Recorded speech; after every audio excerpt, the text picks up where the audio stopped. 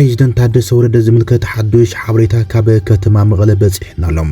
ኣብ ልዕሊ ፕሬዚደንት ጀነራል ታደሰ ወረደ ካብ ህወሓትን ኣዘዝቲ ሰራዊትን ውሳነ ሓሊፉ ዝብል ሓበሬታ በፂሕና እዚ ከምዚ ኢሉ እንከሎ እቲ ፕሬዚደንት ናይ ዝቕፅል ዘሎ ሸውዓተ ለካቲት መዓልቲ ውዕልኡ ዝምልከት ሓበሬታውን ሒዝና ኣለና ሰበር ዜናውን ካብ ትግራይ ተሰሚዕሉ ሰራዊት ኤርትራ ናብ ከተማታት ትግራይ ምእታው ከም ዝጀመረም ካብ ክልተ ከተማታት ትግራይ ዝተለኣኸልና ሓበሬታ መልኪቶም ኣብ ትግራይ ኣዋጅ ህጹጽ እዋን ክእወጅ ተጸዊዕሎም ሽም ዝርዝር ባንክ ሒሳብ ቁጽሮም ብመንግስቲ ፌደራል ዝተኣገዶም ሰበስልጣናትን ጀነራላትን ትግራይውን ዕላው ኮይኖሎም ፌደራል ኩናት ክኸፍት ይተዳልዩ ዝብል ፕሮፓጋንዳ ህወሓት ሓሶት ይክብል በዓል ስልጣን መንግስቲ ፌደራል ነጽጓም ኮሚሽን ፖሊስ ክልል ኦሮሚያ ብዝተፈላለዩ ምኽንያታት ካብ ስርሖም ዝተባረሩ ኣባላቱ ነበር ናብቲ ትካል ንክምለሱ ጻውዒት ኣቕሪቡ ዝብሉም ዝተፈላለዩ ሓደሽቲ ምዕባለታትን እዋናዊ ዜናታትን ቀሪብናልኩም ኣለና ንምክትታልኩም ብኽብሪ ንዕድም ሰብስክራይብ ላይክ ሼር እንዳገበርኩም ዜናታት ትግራይ ሆራይዘን ተኸታተሉም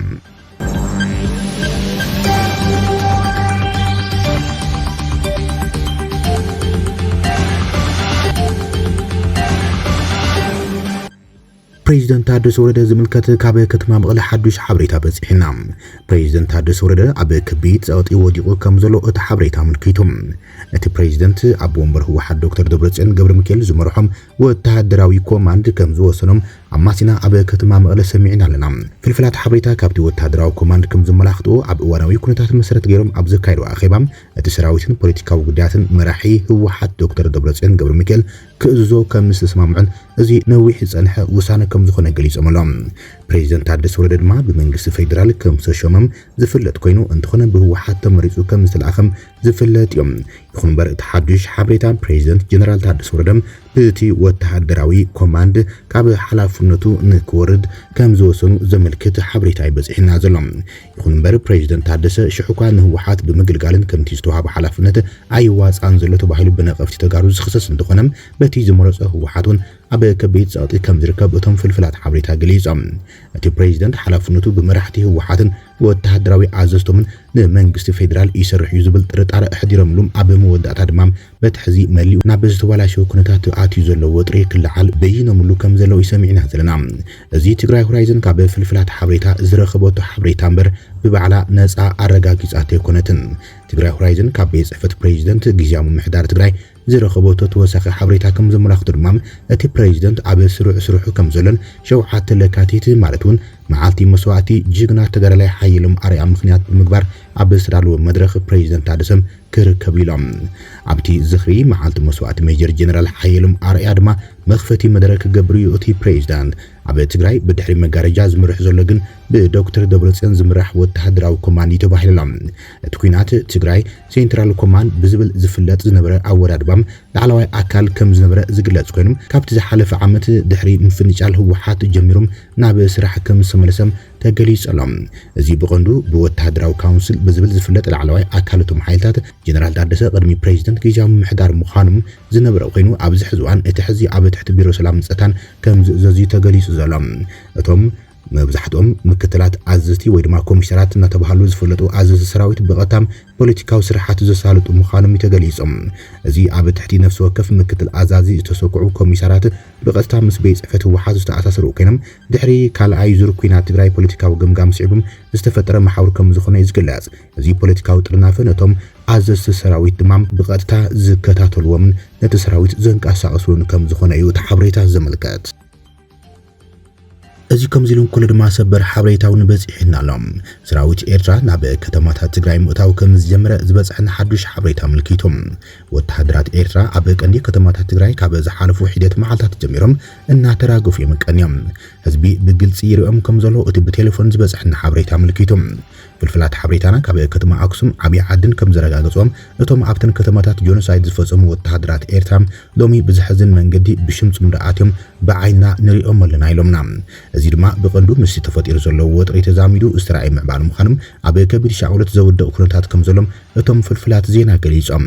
ሽሑኳ ጽምዶ ንሰላማዊ ርክብ ኣብ ዶብ ዝርከቡ ህዝብታት ትግራይን ኤርትራን ዝተባሃለ እንትኾነም ሕዚ ናብ ወተሃደራዊ ጽምዶ ህወሓትን ሻዕብያን ሻዕብያን ዝተሰጋገረ ምዃኑ ዘረጋግጽ ሓበሬታ እዩ ተቐልቂሉና ዘሎ ኣብ ትግራይ ድሕነት መንግስቲ ኤርትራ ንዝሓለፉ ኣዋርሕ ከም ድሌቶም ዝንቀሳቐስሉ ኩነታት ተፈጢሮም ተጋሩን ተቓለስቲ ፍትሒ ኤርትራውያንን ጨውዮም የጥፍዎም ከም ዘሎም ዘመላኽቱ ብዙሓት ሓበሬታት ወፅኦም እዮም በዚ ድማ ኣብ ትግራይ ኣብ ድሕረ ኩናት ከቢድ ጥሕሰት ሰብኣዊ መሰላትን ሰብኣዊ ድሕነትን ከም ዘሎ ዘመልክቱ ጸብጸባት እናወፅኦም ሕዚ እቲ ኣብ ትግራይ ዘስካሕክሕ ገበና ጆኖሳይድ ዝፈጽመ ሰራዊት ኤርትራ ብሽም ጽምዶ ተመሊሱ ኣትዩ ምርኣይ ዘሰንብድ ምዕባለ ትግራይ ዘላት ኩነታት ይክብልዮም እቶም ነዚ ሓበሬታ ዘካፈሉና ፍልፍላት ገሊጾምና ዘሎም ኣብዚ ሕዚ እዋን ኣብ መንጎ ህወሓትን መንግስቲ ፌደራል መንግስታት ኢትዮጵያን ኤርትራን ከቢድ ወጥሪም ተፈጢሩ ከም ዘሎ ዝፍለጥ እዮም እቲ ዳግም ብዝተፈለየ መልክዑ ወፂኡ ዘሎ ሓደጋ ኩናት ንትግራይ መርልዮም ናብ ዕንወትን ጥፍኣትን ዘእትዋ ዓውደ ውግእ ሓይልታት ውሽጢ ዓድን ወፃን ዝገብራ ምዃኖም ተዓዘብትን ተንተንትን የጠንቅቖም ዘሎም ኣብ ትግራይ ኣዋጅ ህጹጽዋን ክእወጅ ተጸዊዖም ነባር ኣባል ፈጻሚ ስራሕ ህወሓት ናይ ሕዚ ኣባል ቤት ምኽሪ ፓርቲ ስምረት ዝኾና ወይዘሮ ኬርያ ኢብራሂም ኣብ ትግራይ ኣዋጅ ህጹጽዋን ክእወጅ ኣለዎ ኢለን ኣፈ ጉባኤ ቤት ምኽሪ ፌደሬሽን ነበር ወይዘሮ ኬርያ ኢብራሂም ሓዱሽ ኣብ ዝሃቦ ቃለ መሕትት ንህዝቢ ክበሃል ኩሎም ማዕጾታት ኩናት ክዕጾም ይግባእ ኢለን ነዚ ድማ ኣብ ውሽጢ ወፃን ዝነብሩ ተጋሩ ጻዕሪ ክገብሩ ይግባእ ኢለን ኣብቲ ንመጽሔት ወጋሕታ ዝተባሃለት ዝሃቦ ቃለ መሕትት ወይዘሮ ኬርያም ተጋሩ ኣሰላልፋና ክንመሓይሽ ክነስተኻኽል ኣለና ክብላ ጸዊዐን ኣብ ጎኒ መንግስቲ ፌደራል ደዊና ህዝብና ካብ ጸገማት ሓራክ ነውፅእ ኣለና ብምባል ኣብ ትግራይ ኣዋጅ ህጹጽዋን ክእወጅ ከም ዘለወን ጸዊዐን ሞጻል መንግስቲ ፌደራል ክመልሶም ዝግብኦም ሕቶታት ትግራይ ኣለዉ ኢለ ኣምን ዝበላ ኮይነን እዚ ንኽገብር ድማ ንሕና ተጋሩ ክንድግፎ እምበር ክንቃወሞ የብልናን ኢለን ህዝቢ ትግራይ ምስ ሃገሩ ናይ ውግእ ታሪክ ከም ዘይብሉ ዝገለጻ ወይዘሮ ኬርያም ጉጅለ ህወሓት ግን ኩናት ንምጅማር ይፍትን እዩ ዘሎ ብምባል ከሲሰን ወሲኽን ድማ ህዝቢ ትግራይ ምስ ሃገሩ ዝጋንጸሉ ኩነታት የለን ከምዚ ዓይነት ታሪክ እውን የለን ህዝቢ ትግራይ ሃገሩ ዝፈትዩ ምስ ፌደራል መንግስቲ ድማ ደው ክብል ዝግባእ ኢለን ወይዘሮ ኬርያ ኣስዒበን ህዝቢ ትግራይን ምድሩን ዳግም ዓውደ ኩናት ከይኸውን ክንጥንቀቐለና ዝበላ ኮይነን ናይ ጥፋት ሓይልታት እውን ክንቃለሶም ኣለና ኢለን ትግራይ ዓውደ ኩናት ክትኸውን የብላን ስለዚ እዚ ከይኸውን ኣሰላልፋና ክንስተኻኽል የድሊ ዝበላ ኮይነን ኣነ ሰላም ምምጻእ ኩናት ዓገብ የዝብል ዘሎ ኢለን ኣብ ትግራይ ሰላም ክሰፍን እቲ ጸገም ብሕጋዊ መንገዲ ክፍታሕ ተዘኺሎም ኣዋጅ ህጹጽዋን ክእወጅ ዝግባእ ኢለን ምኽንያቱ ድማ ኣብ ትግራይ ሕጊ ኣልቦን ስለዘሎም ህዝቢ ንኩናት ዝኸውን ገንዘብን ደቁን ከወፊን ኣብቲ ኩናት ክሳተፍን ብህወሓት ይግደድ እዩ ዘሎ ክብላ እየን ወይዘሮ ኬርያ ኢብራሂም ንጋዜጣ ወጋሕታ ገሊጸናላ ሽም ዝርዝር ባንክ ሒሳብ ቁጽሮም ዝተኣገዶም ሰበስልጣናት ጀነራላትን ዕላው ኮይኖም መንግስቲ ፌደራል ዶክተር ደብረጽዮን ገብረ ሚካኤልን ኣቶ ጌታቸው ኣሰፋን ዝርከቦም 27 ሰበስልጣናት ትግራይ ጀነራላትን ስድሮኦምን ፋይናንሳዊ እገዳ ኣንቢሮሎም ኣሎም ሚኒስትሪ ፍትሒ መንግስቲ ኢትዮጵያ ተጋሩ ወታደራዊ መራሕትን ፖለቲከኛታት ህወሓትን ባንክ ሒሳቦም ክዕጾም ዝሓትት ደብዳቤ ናብ ባንክታት ኣሕሊፎሎም እቲ መንግስቲ ዘውፅኦ ደብዳቤ ፋይናንሳዊ እገዳም ኣብ ኣሜሪካ ዝነብር ኣቶ ቴድሮስ ሓጎስን ኣብ 2013 ኣብ ውግዝመቶም ወታደራዊ ኣዛዚ ዘጠቓልልን እዩ ኢሎም ኣብ መንጎ ሓይልታት ትግራይን መንግስትን ዘሎ ወታደራውን ፖለቲካውን ውጥሪም ኣብ ዝተፈላለዩ ከባቢታት እናኸፍእ ዝኸይድ ዘሎ መንግስቲ ፌደራል ብመገዲ ሚኒስትሪ ፍትሒ ኣቢሉ ናብ ባንክታት ኣብ ዝለኣኸ ደብዳቤ ሕሳብ 27 ወታደራውን ፖለቲካውን መራሕትን ምስ ስድሮኦም ክዕጾ ኣዝዩ ዘሎ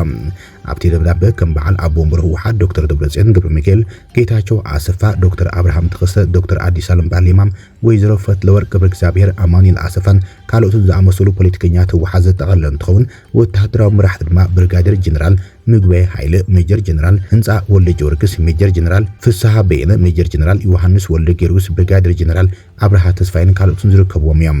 ኣብ ገረባዋን ብሓይልታት ትግራይ ተኣሲሩ ዝተፈትሐ ብርጋዴር ጀነራል ጉዕሽ ገብረውን ካብቶም እግድ ባንክታት ዝተመሓላለፈሎም ወታደራዊ ኣዘዝቲ ሓደ ኮይኖሎም ግዚያዊ ፕሬዚደንት ጀነራል ታደሰ ወረደ ግን ኣብቲ ናይ እግድ ደብዳቤ ኣይተኻተተን እቲ ደብዳቤ ከም ዘመልክቶ እቲ ምጋድ ኣብ 27 ሰባት ዝምርኮሱ ኮይኖም ብዙሓት ስድሮኦም ደቆምን ዘጠቓለሉ ኮይኖም ኣብ መጋቢት 2013 ኣብ ኩናት ትግራይ ኣብ ውግእ ወርቀዲኖም ዝተቐተለ ብርጋዴር ጀነራል ገብረ መስቀል ገብረ እግዚአብሔር እውን ዝሓዘ መዝገብ ምዃኑ ተገሊጸሎም እቲ ብሚኒስትሪ ፍትሒ ናብ ባንክታት ዝተጻሕፈ ደብዳቤ መራሕቲ ትካላት እምነትን ማለት እውን ኣቶ ተኽለወይኒ ኣሰፋን ከምኡውን ኣብ ኣሜሪካ ዝርከብ ኣቶ ቴድሮስ ሓጎስን ዝርከብዎም ላዕለዎትን ነባራትን ኣመራርሓም ዘጠቓለለ እዮም ፌደራል ኩናት ክኸፍት ተዳልዩ ዝብል ፕሮፓጋንዳ ህወሓት ሓሶት ይክብል ሓደ በዓል ስልጣን መንግስቲ ፌደራል ነጽግዎም ሚኒስትር ቆላማ አካባቢታት ዶክተር አብርሃም በላይ መንግስት ፌደራል ዳግም ጆኖሳይድ ምፍጻም ይኸበናሉ ዝብል ክሲ መራሒ ህወሓት ዶክተር ደብረጽዮን ቁሉዕ ሓሶት ኮነ ኢሎም እቲ ክውልዕዎ ዝሓስብዎ ዘለዉ ኩናት መምኽኔታ ምዃኑ ህዝቢ ትግራይ ክፈልጥ ይግባእ ኢሎም ካብ ጻውዒት ድርዕቶ ሽርሕን ፍሑስ ተንኮልን ድሕራት ጉጅለታት ንጠንቀቕ ኣብ ትሕቲ ዝብል ሰፊሕ ጽሑፍ ዝዘርግሐ ዶክተር አብርሃም በላይ ኣብ ዝቕነ ኣብ ዝሓለፉ እዋን ዘጋጥመ ከቢድ ፀገም ዝተፈ ህዝብን ንብረትን ቀንዲ ተሓተት ክኾኑን ክኽሕሱ ኣብ ክንዲ ጻዕሪ ምግባር ህዝብን ህዝብና ናብ ዓጸባን ጸበባን ክእትዎም ቁልዒ ሓዊ ክጽሕትሩ ንዕዘበለና ኢሎም ከም ቀደም ይመስለክን ውሕጅ ይወስደክን ከም ዝበሃል ዝብል ኣባሃላ ዝተጠቐመ ዶክተር አብርሃም ሎሚ ዝዕሾ መንእሰይ ትግራይ ፈጺሙ ኣይኮሉን ብልሙድ ሽርሒ ጉጅለ ድሕረት ህዝቡን መጻኢ ህይወትን ናብ ጸበባ ዘእቱ መንእሰይ ኣይክህሉን ክብል ገሊጾም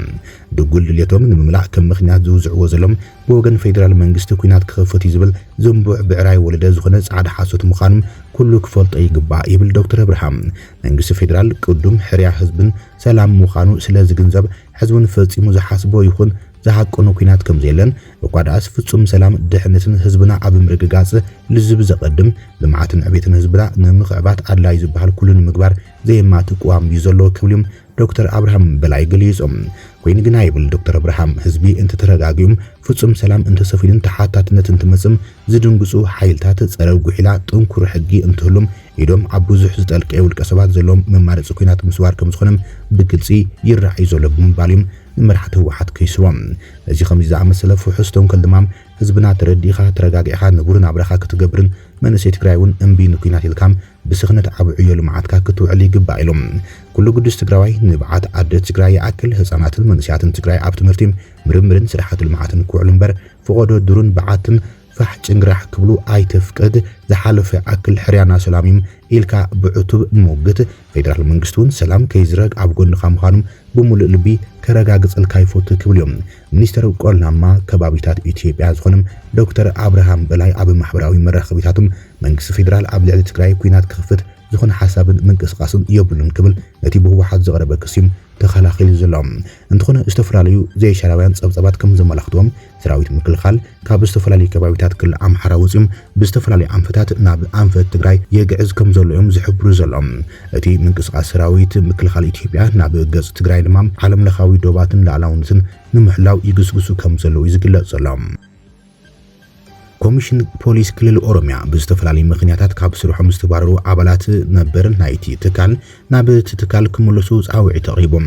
እቲ ጻውዒት ስርዑ ፖሊስ ፍሉይ ሓይልታትን ኣሃዱታት ጸጥታ ቪአይፒን ዘጠቓልሉ ኮይኖም እቲ ምዝገባ ኣብ ውሽጢ ሓደ ሰሙን ክዛዘም ተጽቢት ከም ዝግበር ገሊጾም እቲ ኮሚሽን ዝወሰደ ውሳነ ድሕርቲ ኣብቲ ክልል ዘሎ ናይ ጸጥታ ባዶነት ንምምላእ ህጹጽ ኣድላይነት ከም ዘድሊ ዝእመን ሓይሊ ምክልኻል ሃገር ናብ ሰሜናዊ ክፋል እቲ ሃገር ዳግመ ምውፋር እናካይደ ኣብ ዘለሉ ኩነታት ሽው ተሰሚዑ ዘሎ ህልዊ ኩነታት ጸጥታ ክልል ብዝምልከት ኣብ ኣወዳድባ ሓይሊ ምክልኻል ዝተራእየ ለውጢ ኣብ ገለ ከባቢታት ክልል ኦሮሚያ ክፍተት ከም ዝተፈጠረ ተገሊጹ ዘሎ መንግስቲ ክልል ኦሮሚያ ነቲ ክፍተት ንምምላን ንጥፈታት ዕጡቃት ሓይልታት ምድራትን ብሰፊሑ ሚሊሻታት ሓረስቶት የዋፍረሎም ሚሊሻታት ካብ ምውፋር ብተወሳኺ ምኩራት ኣባላት ፖሊስን ፍሉይ ሓይልታት ነበርን ምምላስ ማሕበሩ ጸጥታ ዝያዳ ንምጥንኻር ዝተወጠነ ስጉምቲ ምዃኑ ይተኣሚን ዘሎ ብመሰረት እቲ ኮሚሽን ፖሊስ ክልል ኦሮሚያ ዘውፅአ መምርሒም ኣባላት ነበር ክምለሱ ዝደልዮም እዚ ምልክታ ካብ ዝተዘርግሕሉ ዕለት ጀሚሮም ኣብ ውሽጢ 7 መዓልታት ክምዝገቡ ኣለዎም ኢሎም